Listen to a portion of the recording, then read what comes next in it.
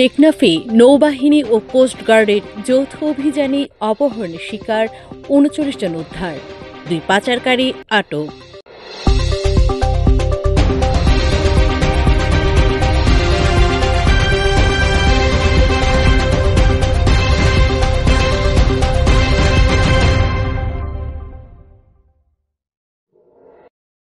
কক্সবাজারের টেকনাফ উপজেলার গহীন পাহাড়ে বাংলাদেশ নৌবাহিনী ও কোস্টগার্ডের যৌথ অভিযানে অপহরণের শিকার নারী ও শিশুসহ ৩৯ জন উদ্ধারসহ ২ পাচারকারীকে আটক করা হয়।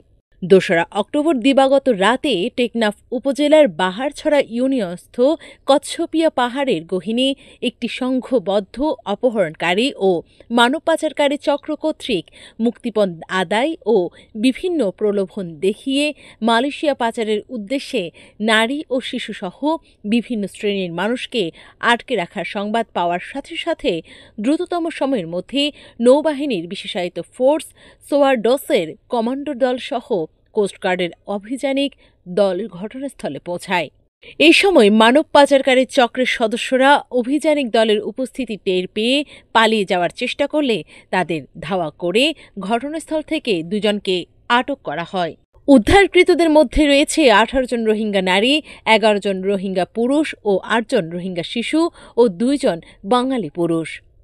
উদ্ধারকারীদের ভাষ্যমতে জানা যায়, পাহাড়ে একটি সংঘবদ্ধ মানব পাচারকারী দল বিভিন্ন সময়ে প্রলোভন দেখিয়ে ও অস্ত্রের মুখে জিম্মি করে তুলে এনে গহীন পাহাড়ে আটকে রাখে।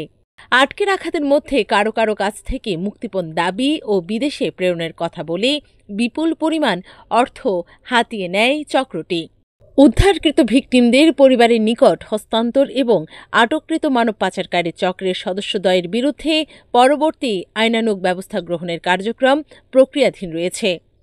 উল্লেখ্য, গত ১৮ সেপ্টেম্বর হতে ২রা অক্টোবর পর্যন্ত বিভিন্ন সময়ে যৌথ অভিযানে সর্বমোট ১৩৪ জনকে উদ্ধার করে বাংলাদেশ নৌবাহিনী।